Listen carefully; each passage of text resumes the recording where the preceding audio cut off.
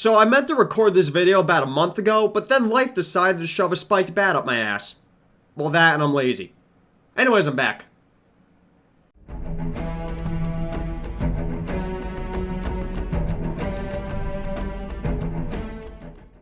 Hey guys, Rusty here, and yes, I am coming back for DragonFlight, back to making guides on my YouTube channel. It's been a year, I believe, since I made my last guide, which was the Mythic Antaurus guide. So yeah, it's been a couple minutes since I made one, and I think some of these videos are long overdue. So, just want to make a quick update video first though, before I did anything, let you know about some of the ideas I have in my head, and if you care about any of that stuff, and then afterwards I will just talk about what I've been up to, if, once again, for some strange reason you actually care about any of that stuff. I'll leave chapters down below, and timestamps, of course, if you just want to skip ahead. Let's get started. So the first video I was planning on uploading was going to be an Old Deer solo guide, and while I still want to do that with the DragonFlight pre-patch, I do want to test it out again first to make sure the stuff I recorded is still, I don't know what's the word, it still works, it's still the proper strategies, right? They're not obsolete. So I want to test that stuff out first and make sure it works before I actually release the guide. So if that all goes well, that will be the first video I plan on releasing. However, if it doesn't, of course, with the phase 2 of the DragonFlight pre-patch, I have video plans there first. Besides that, though, the main meat of videos is going to come after DragonFlight launch, and of course, I'm going to be playing the expansion at launch, right, guys? So there might be like 1 or 2 weeks after expansion launch of no videos, but after that, you could expect many mount guides. I obviously plan on making a guide on how to collect all the dragon glyphs for dragon riding, because, you know, imagine going out and finding the glyphs on your own. Ha! Just look up a guide, get an add-on. What a loser if you do it the other way. Kidding, obviously. Anyways, no, stuff like that is those are my plans, basically, for the short-term future. I do have a couple of projects I want to work on, like, for example, this might do well on views, it might not. This is just a passion project of mine. I want to make a series of videos basically on how to get every single mount in World of Warcraft, very similar to my 400 mounts guide. That one, though, it'll be slightly different, whereas the 400 mount guides were basically, I want to make a compilation of as many of the easiest mounts you could get that'll help you get to 400, whereas this video series would be literally simple, every single mount in the game. I want your suggestion, though. I'm not sure how to format it. Should I try and do it by easiest mounts to hardest mounts? Should I do it in alphabetical order? Should I do certain races of mounts for, like, for example, how to get all Talbuks, how to get all horses, stuff like that? I'm not exactly sure how I want to format it. And of course, that's listen, you guys know me. I'm the laziest sack of shit on the planet. That video those series ain't coming out for a while, but I would love your suggestions for that series of videos. And the only other thing I really want to mention in terms of making videos is basically how often I'm going to release them. The way I tried to do it in the past is I really did my absolute best to try and get one video out per week. However, that really ended up just putting a lot of stress on my shoulders, and you could tell in some of the quality of the videos, it affected, well, the quality of the video. Some of them were way worse than others, so at this point, I'm just going to upload whatever the hell I want to upload. But don't worry, there'll be a lot more often. It won't be a year in between videos again, and if there is, I'll of course let you guys know if I'm taking another break, unlike last time where I just kind of dipped the hell out. That won't happen again. Sorry about that again, still feel bad about it. But that's basically my plans for videos in the future. I'm just going to let you guys know what I've been up to if you just want to listen to the background or cut out the video there. The main meat of the stuff is basically I'm coming back. So let's move on. So since I uploaded my last guide, I did actually join a new raiding guild. I'm raiding with Viable over on Illidan. This guild's great. I genuinely love it. First of all, if any of you are watching, hi, how's it going? Please fondle my nuts. Thank you. Anyways, the best way I could describe this guild, if you played the original Modern Warfare 2 back in 2009, it's basically... That came out in 2009. Fuck. Alright, that screwed me up a little bit. Anyways, it's like a Modern Warfare 2 lobby, except without all the blatant racism. It's great. I love it. Let me give you an example. The very first raid I joined, within seconds of me joining, and I want to make sure that I can't make that clear enough. I'm talking like under 10 seconds of me joining the raid, not minutes, not hours, not me waiting, not me typing or saying anything in Discord. Somebody called me Rusty Cock. And it kind of just stuck. Now, a little bitch might get offended by that. I think it's fucking hilarious. I generally love this guild. But seriously, guys, at no point during my trial did I feel unwelcome in the guild. Everyone was super nice to me, asking me if I needed anything, if I had any questions about anything. And of course, the guild itself was exactly what I'm looking for in terms of aggression. I think we ended up at US 283, around that point, somewhere around there. So, of course, it's a very good guild as well. Which, just TLDR, why I left my old guild, I just wanted to try and push a little bit harder and try and get higher ranking, stuff like that, and actually push for cutting edge. The only time I ever had a bad experience trialing was not because of anyone in the guild, not because of leadership, it was just because of myself. Guys, listen, in my life, in WoW, and honestly everywhere, I'm my own worst critic. I'm a very harsh critic to myself, because the way I see things is if I fuck up, I own it, and I move on. However, sometimes it gets to a point where it's a little unhealthy. Anyways, I started trialing with Mythic Anduin, and this was really pre any of the Blasphemy nerfs, so it was still an 8-second duration, and if you touch anything that wasn't the opposite color, you insta-wipe the raid. With that mechanic, guys, for whatever reason, I was a friggin' idiot. I just couldn't get a grasp on it. Every time it went out, I had like a major anxiety attack. I fucking panicked and froze, and I just freaked out. I couldn't get the mechanic down. There was one night where I fucked it up like 3 or 4 pulls in a row during my trial, and honestly, I've never felt embarrassed in WoW before. That shit was embarrassing.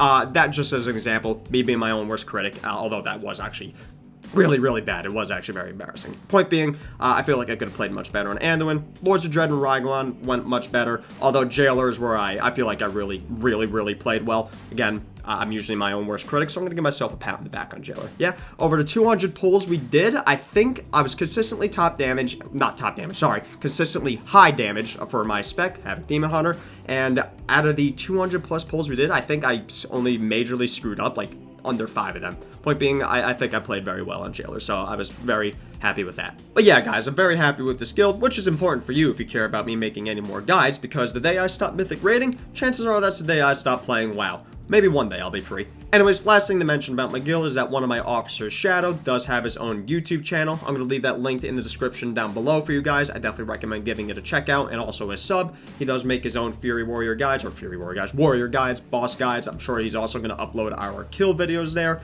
Give his channel a sub if you want to check out some guild stuff. He's very knowledgeable.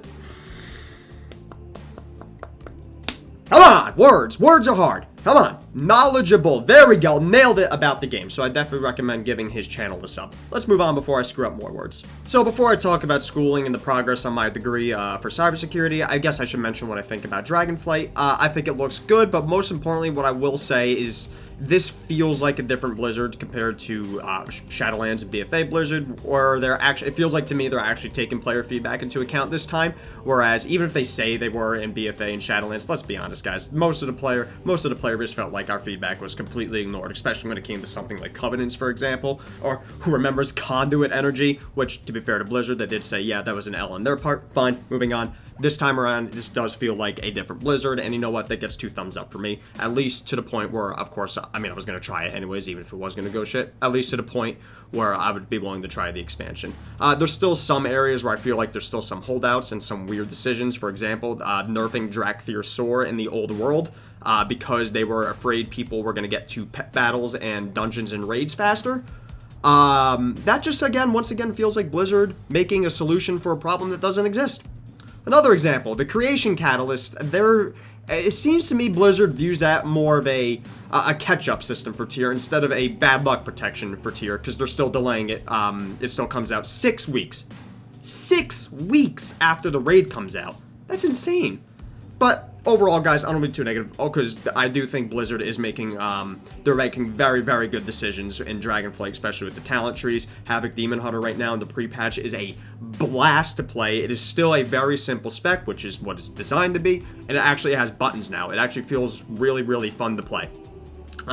Point being, guys, I think DragonFlight is I think it looks good. So far, I'm having fun with the pre-patch, just checking out the new talents on alts and, of course, my main. I'm looking forward to trying the Elemental Storms. I think they'll be okay. I feel like Blizzard hasn't been able to really recapture what made the Legion pre-patch so awesome and fun. Sure, you're still going to have the one part with these invasions where you have a bunch of players in a zone flying in. That's cool. But what's cool to me about the Legion pre-patch was that you had these giant-ass demons and Fel Reavers just wandering the zones. Let's use Northern Barons, for example. And you see a whole squad of people on their flying mounts flying towards that boss to kill it.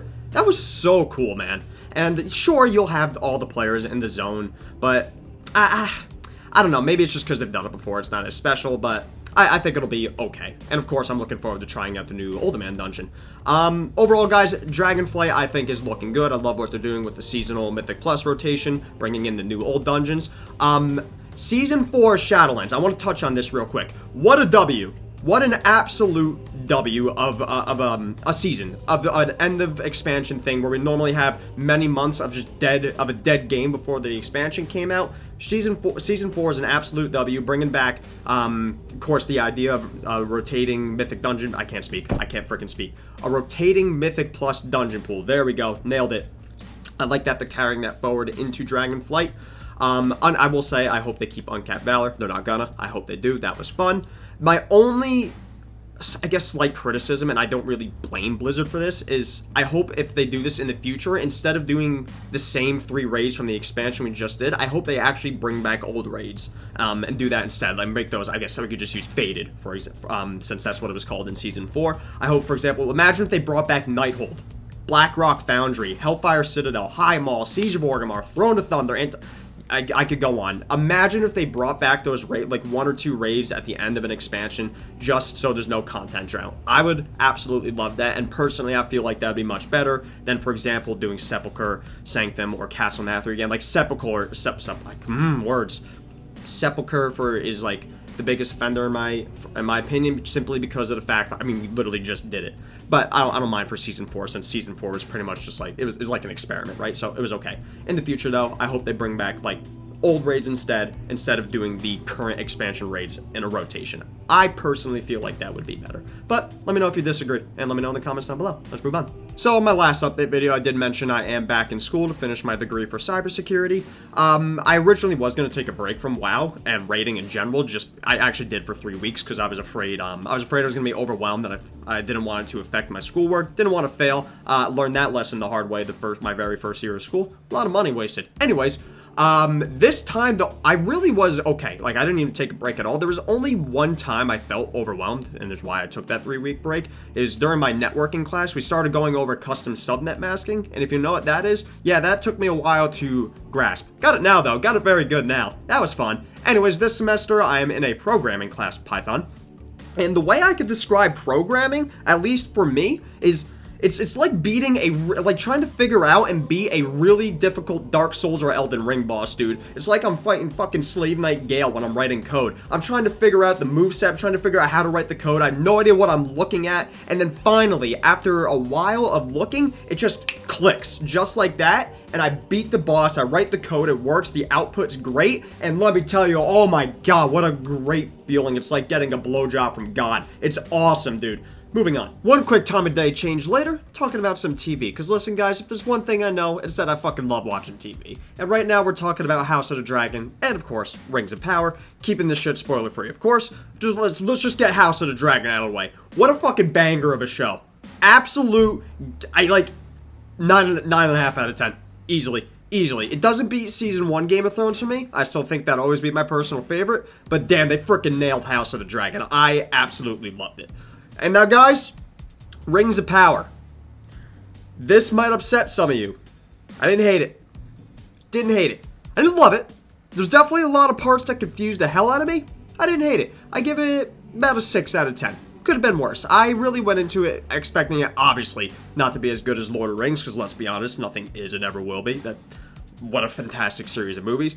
I just went in there, honestly, guys, I don't even know what I was expecting. I was just hoping for it not to be shit, and I did enjoy it. I do get why some people are upset since apparently they went away from the source material. I only ever watched Lord of the Rings, The Hobbit, and now Rings of Power. I never read any Tolkien before, so I honestly don't know much of the source material. I watched a few videos on some of that stuff, but yeah, overall, I really don't know much of the source material, so if they change some stuff, hey, guess what, it doesn't bother me. And you know what, I don't always think that's a terrible thing. I mean, I know in the Lord of the Rings, regarded as one of the best trilogy of movies ever, I'm sure I know Peter Jackson made plenty of changes from the source material there. I don't know if he made it, but you get the point. There was plenty of changes in the actual Lord of the Rings trilogy. So I don't think it's inherently bad. However, I mean, again, I don't know what it is for Rings of Power, so it could be bad. I just don't know about it. So I do understand people's criticisms there. And the only thing I will say, again, keeping this spoiler-free, the finale confused the hell out of me. That's all I'm going to say about it. But overall, the set pieces were sick. They were, oh my god, they looked so good. The music was incredible. The fight scenes that were in it were awesome. They were just cool. They were epic. Guys, I gotta be honest, I did enjoy it. Might be a popular, I'm not going to smack myself this time. Might be an unpopular opinion, but I did enjoy it. And honestly, guys, that's all I really have to say. This video is way, way, way, way longer than I really intended it to be, but, you know me, once I start talking, I can't stop. I can't help myself. Anyways, I do hope you guys are looking forward to more guides. I'm sure as hell looking forward to making them. If you want to, of course, as always, I'm open to suggestions, video suggestions, whatever. If you want to say anything, feel free to leave a comment down below. As always, I do my best to answer as many as I can, although I've gotten much lazier with that. While I was taking my break, I'm going to try and get that going again, because I do like interacting with you guys. It's probably the best part of having a, I don't want to call it a successful YouTube channel, but a YouTube channel that gets views where I could actually talk to you guys. It's makes it a lot more enjoyable and a lot more personal. Anyways, besides that, guys, as always, again, leave a comment down below if anything. Yeah, I'll talk to you guys later. See ya. Listen, guys, I know it's been a year since I put out the last guide, but I'll never fucking forget. I'll never forget. Look who it is. He's right there. That's Master Chief. You know what game he was in? Halo 3, also known as the best Halo that has come out. Guys, I'm sick of these arguments that people saying, yo, Halo 2 is the best because it revolutionized online console gameplay. Very true. If we were talking about Halo 2 for its time, yes, it would be the best Halo for its time. But guess what?